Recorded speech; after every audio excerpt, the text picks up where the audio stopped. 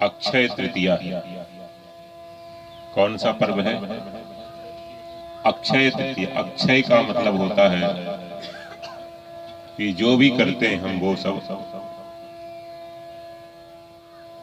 अनंत होता है, अविनाशी होता है, क्षय नहीं होता उसका।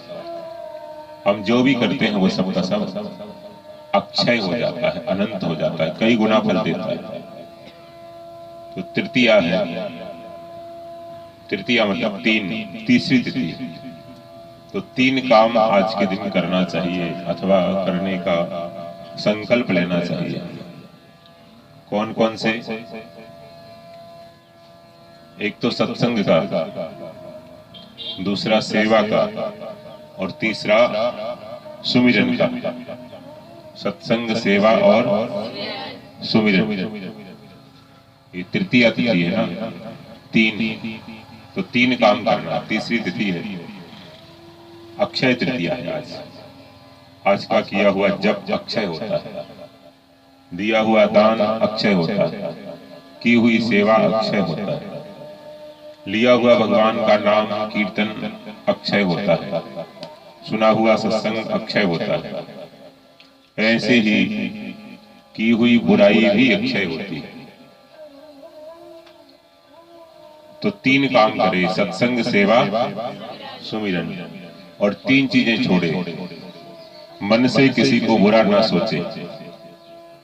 अगर किसी के लिए बुरा सोचता है, दुर्भाव रखता है, ईर्षा रखता है, तो वो भी अक्षय हो जाता है।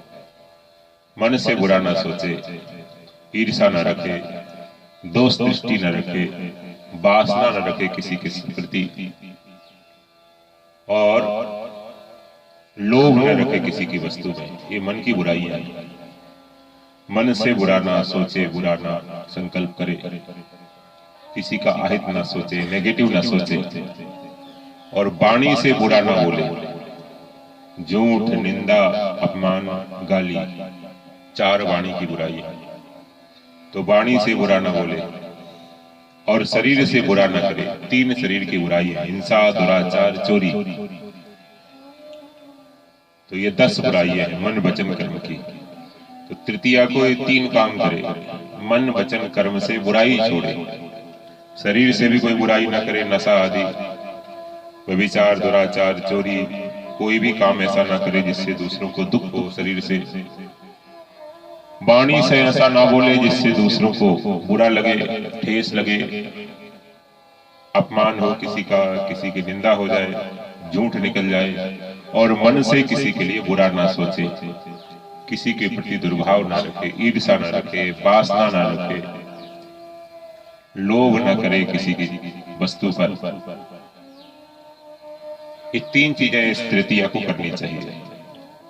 मन, वचन, कर्म की बुराई छोड़ना चाहिए और सत्संग, सेवा, सुमिरन, ये तीन चीजें करनी चाहिए। एक राज्य था, उसमें रिवाज था कि 3 साल को राजा बनाएंगे और हर एक घर से राजा बनना जरूरी था, कंपलसरी था। एक एक परिवार से एक एक आदमी को राजा बनाएंगे। तो एक बेटा लोग अपना देते थे, बहुत से बेटे होते थे, बहुत से पुत्र होते थे। तो जो राजा बनता था वो बड़ा खुश होता था कि अब तो बड़ा सम्मान मिलेगा, हाथी, घोड़ा, पालकी मिलेंगी, सिंहासन मिलेगा, सोना चांदी मिलेगा, सारा ऐसो आराम मिलेगा 3 साल तक।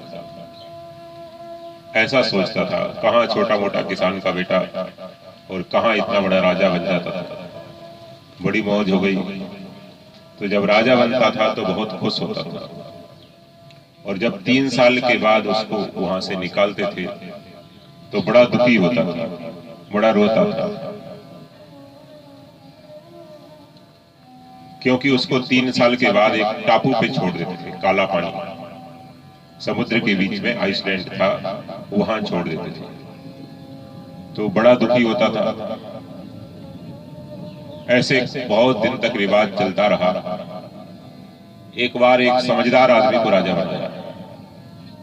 एक समझदार आदमी, लड़का था, युवक था, उसको राजा बनाया। वो जब राजा बना तो राजा की शपथ लेते ही उसने अपने मंत्रियों को, मुनीम को भेजा कि जाकर पता लगाओ कि जहां जाना है 3 साल बाद वहां पानी निकल सकता है कि नहीं, मीठा पानी निकल सकता है कि नहीं। सैनिकों ने पता लगाया जाकर, उसके जियोलॉजिस्ट लोग, भूगर्भ शास्त्री गए, पता लगाया, बोले हाँ महाराज मीठा पानी निकल सकता है। तो ठीक है, वहां पर ट्यूबवेल लगाओ, कुएं लगाओ, बावड़ी बनाओ और वर्षा का पानी भी हार्वेस्टिंग करो, वाटर हार्वेस्टिंग। निकल गया पानी महाराज, अब खेती शुरू कर दो। पहला बजट जब निकला तो उसने वहां के लिए 30% और यहाँ के लिए 60% बजट, 70% यहाँ के लिए और 30 वहां के लिए जहां जाना। एक नक्शा बनाओ, सुंदर महल की तैयारी करो। वहां महल बनने लगा। महल का बहुत सा काम हो गया। दूसरी साल जब बजट पास किया तो वहां के लिए 50% और यहाँ के लिए 50%, आधा वहां लगा दिया। तीसरी साल जब आई तो 70% बजट वहां के लिए और 30 यहाँ के लिए, केवल 30 यहाँ के लिए, 70 वहां के लिए। लोगों ने कहा क्या करते हो तुम, सारा धन सारा समय वहां के लिए लगा रहे हो, तुम्हें क्या मतलब? राजा मैं हूं, मेरे को निर्णय करने का अधिकार है, कोई बोल नहीं सकता था उसके सामने। 3 साल के बाद, 3 साल तक तो वहां पर अच्छी खेती शुरू हो गई, महल बन गया, प्रजा को बसा दिया, ब्राह्मण को, क्षत्रिय को, वैश्य को, शूद्र को, चारों वर्णों को बसा दिया, बस्तियां बना दी आसपास और बीच में किला बना दिया सुंदर उस टापू पर। अब 3 साल के बाद जब वो गया हो यहां से, बंगाना से, तो बड़ा खुश था, बहुत खुश हो रहा था, बहुत आनंद में था, नाच रहा था, खूब खुश था, आनंद में। लोगों ने कहा अरे भाई,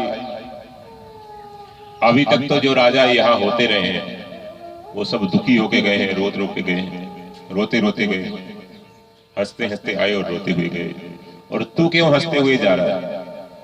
तू इतना प्रसन्न क्यों है? अब तो तेरे को वहां जाना है जहां मीठा पानी भी नहीं मिलेगा पीने को, कुछ दिन में मर जाएगा, खाने को कुछ नहीं मिलेगा, थोड़ा बहुत कंदमूल फल होता है वहां, बड़े जहरीले जानवर वहां काटते रहते हैं, आदमी कोई बात करने को नहीं है।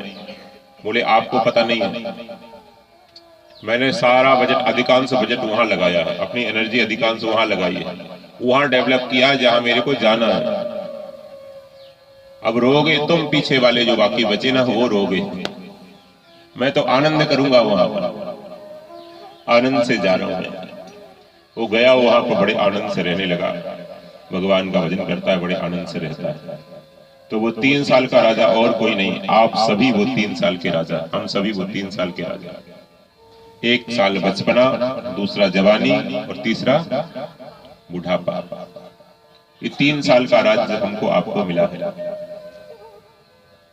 अब समझदार वो है जो अपना समय, बचपन में तो 30% वहां के लिए लगाए और जवानी में 50% लगाए परोपकार में, सत्संग, सेवा, सुमिरन में, और वृद्धावस्था में लगा दे 70% वहां के लिए। बच्चे जब लुक आफ्टर करने लगे तब सारा समय वहां के लिए लगा दे, जहां जाना है परलोक के लिए लगा दे, दान में, पुण्य में, सत्संग में, सेवा में, सुमिरन में अधिकांश एनर्जी वहां के लिए लगाए जहां जाना है, यहाँ के लिए न लगाए, यहाँ खर्च न करे। यहाँ तो आप बच्चों को देखने दे, बच्चे जब लुक आफ्टर करने वाले हो गए तो बच्चे काम करें, बच्चे जाने, बच्चों का काम जाने, उसमें कोई इंटरफेयर न करे, ज्यादा से ज्यादा अपने वहां के लिए इन्वेस्ट करे जहां जाना है। तो 3 साल का राज्य मिला है हम सबको, 3 साल के बाद जाना है, 3 साल के बाद फिर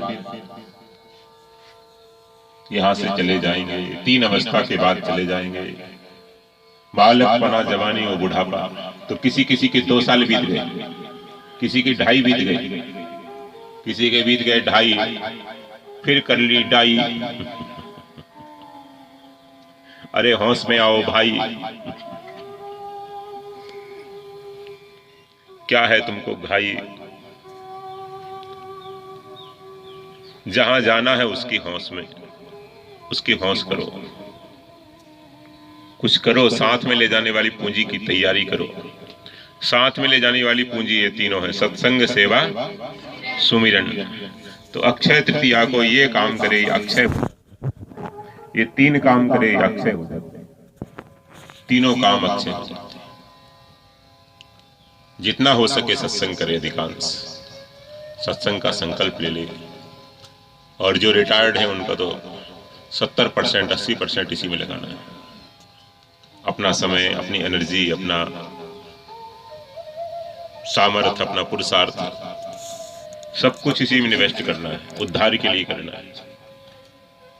जवानी में 50%, बाल्यावस्था में तो चलो इतना ज्ञान नहीं होता, 30% करे वो भी बहुत है, संस्कार पड़े थोड़े। तो अक्षय तृतीया है, ये अक्षय हो जाएगा। दिया हुआ दान अक्षय हो जाता है, सेवा अक्षय हो जाती है की हुई, जपा हुआ जप अक्षय हो जाता है, किया हुआ ध्यान अक्षय हो जाता है, किया हुआ सत्संग अक्षय हो जाता है। उसका क्षय नहीं होता, उसकी समाप्ति नहीं होती, उसकी सीमा नहीं आती, असीम हो जाता है, एंडलेस हो जाता है, काउंटलेस हो जाता है। तो आज संकल्प करो कि हमारा जीवन अब इसी में लगेगा, हमारा जीवन इन तीन कामों में लगेगा, तो तृतीया सफल हो जाएगी, अक्षय तृतीया सफल हो जाएगी। तीनों गुणों से अतीत होना है, इसलिए अक्षय तृतीया है। सतोगुण, रजोगुण, तमोगुण तीनों से अतीत होना है। आलस्य निद्रा छोड़कर तमोगुण से ऊपर उठना है। निद्रा आलस्य प्रमादोत्थम तत्तामसम उदाहृतम। और बहुत ज्यादा कर्म, बहुत ज्यादा ये संसारिक काम छोड़ के रजोगुण से मुक्त होना है। लोभ छोड़ के रजोगुण से मुक्त होना है, विषय आदि छोड़कर। और धीरे धीरे सतोगुण से भी ऊपर उठना है। जो भी करें भगवान के अर्पण करके करें, सत्संग आदि, तो सतोगुण से भी ऊपर उठ गए। तो धीरे धीरे तमोगुण से रजोगुण में आते हैं, रजोगुण से सतोगुण में, और सतोगुण से फिर गुणातीत अवस्था में आना है। तीनों गुणों से अतीत होना है, इसलिए ये तृतीया है, अक्षय तृतीया है। ये अक्षय हो जाए, जीवन अक्षय हो जाए। हमारा जीवन अक्षय है। क्षय तो शरीर का होता है, जीवन का क्षय नहीं होता, आत्मा का क्षय नहीं होता। आत्मा अलग है, शरीर अलग है। ये विवेक हो जाए, आज के दिन अक्षय विवेक हो जाए, अक्षय सेवा हो जाए, अक्षय सत्संग का संकल्प हो जाए। तो अब यही करना है, जितना मौका मिले ज्यादा से ज्यादा सत्संग करना है। इन तीन कामों में अपना धन लगे, सामर्थ्य लगे, समय लगे, संपत्ति लगे, तो समझो जीवन की सार्थकता है। संपत्ति, समझ, सामर्थ्य की भी सार्थकता है। संसार के काम में लगे वो तो व्यर्थ है, छूट जाएगा 3 साल के बाद। इन कामों में लगे, निस्वार्थ भाव से जो काम किया जाता है वो अक्षय होता है। स्वार्थ वाला काम क्षय हो जाता है। सकाम कर्म क्षय होते हैं, निष्काम कर्म अक्षय होते हैं। सकाम कर्म नाशवान है, निष्काम कर्म अविनाशी फल देने वाले हैं। सकाम भक्ति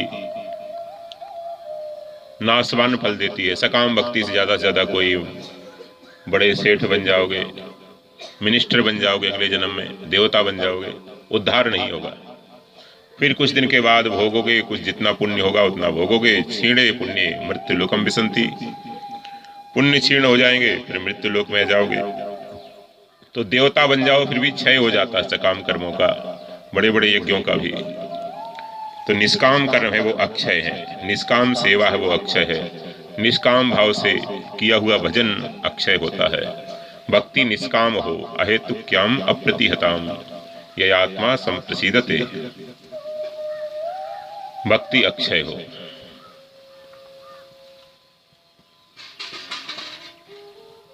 और सत्संग भी निष्काम भाव से हो। तो सत्संग, सेवा, सुमिरन सब निष्काम भाव से हो। अर्जुन ने पूछा है कि मनुष्य को पाप में कौन लगाता है जबरदस्ती? मनुष्य नहीं चाहता मैं पाप करूं और पाप करके नरक में जाऊं, पाप करके पतन हो मेरा, कोई नहीं चाहता, फिर भी पाप कर लेता है। कौन पाप कराता है? भगवान ने कहा काम ऐसा, क्रोध ऐसा, रजोगुण समुद्भव, महासनो महापापमा विद्ये नमिह वैरिणाम। कामना मनुष्य से पाप कराती है। तो कामना वाला जो कर्म है वो सबका सब क्षय है, निष्काम कर्म अक्षय है। इसलिए भगवान ने कहा जन्म कर्म समे दिव्य मेवं यो वेत्ति तत्त्वतः त्यक्त्वा देहं पुनर्जन्म नयति मामेति सोऽर्जुनः। जन्म और कर्म मेरे दिव्य हैं। तो हम लोगों का जन्म दिव्य नहीं हो सकता, लेकिन कर्म दिव्य हो सकते हैं तत्व को जानकर। भगवत तत्व के लिए करें, भगवत तत्व में स्थित होकर करें। जैसे भगवान दूसरों के हित के लिए करते हैं, वैसे हम भी दूसरों के हित के लिए करें, तो हमारे कर्म भी अक्षय हो जाएंगे, दिव्य हो जाएंगे। दूसरों के भले के लिए जो कर्म है वो दिव्य हैं, वो अक्षय हैं, वो अविनाशी हैं। बाकी सब क्षय हैं, बाकी सबके सब नाशवान हैं, बाकी सबके सब खत्म होने वाले हैं। तो ऐसे वर को क्या वरूं जन्मे और मर जाए, वर वरिये गोपाल जी चूड़ो अमर हो जाए।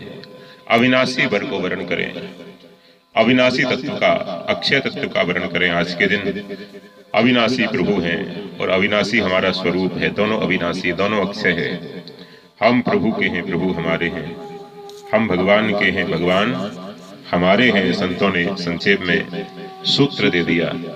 तो प्रभु अक्षय हैं और सब क्षय है। प्रभु अविनाशी हैं, भगवत प्रेम अविनाशी है। संसार का वासना है, संसार का प्रेम है, सकाम कर्म है, ये सब नाशवान है। तो अक्षय सुख की प्राप्ति के लिए, सुख अक्षयम अस्मृते, अक्षय सुख की प्राप्ति के लिए हम भगवान की शरण लें। निस्वार्थ भाव से दूसरों की सेवा करें, निस्वार्थ भाव से ही सत्संग करें। बच्चों के लिए नहीं, अपने उद्धार के लिए, पैसे के लिए नहीं, अपने उद्धार के लिए। ऐसा निस्वार्थ जीवन हो जाए, निष्काम जीवन हो जाए, निर्विकार जीवन हो जाए, तो अक्षय जीवन मिल जाता है। भगवान के शरणागत जीवन हो जाए, वो अक्षय जीवन है। अक्षय जीवन में प्रवेश करें हम लोग। 50-100 साल का जीवन नहीं, हमेशा जीवन चलता रहे, चूड़ो अमर हो जाए, हमेशा ही जिंदगी चलती रहे, हमेशा ही आनंद रहे। सदा दिवाली संत के 8 पहर आनंद, सदा ही दिवाली है, सदा ही आनंद है। कभी सुख का क्षय नहीं होता, कभी सुख का, आनंद का खात्मा नहीं आता, कभी सीमा नहीं होती उसकी। ऐसा सुख चाहिए, ऐसा सुख मिले उसको अक्षय सुख कहते हैं। ऐसा सुख मिलता है भगवान की शरणागत भक्तों को, साधकों को। तो वही जीवन का लक्ष्य है, उसी को प्राप्त करना है। बस यही संकल्प आज हो जाए तो अक्षय तृतीया हमारी सार्थक हो गई। नारायण नारायण नारायण नारायण।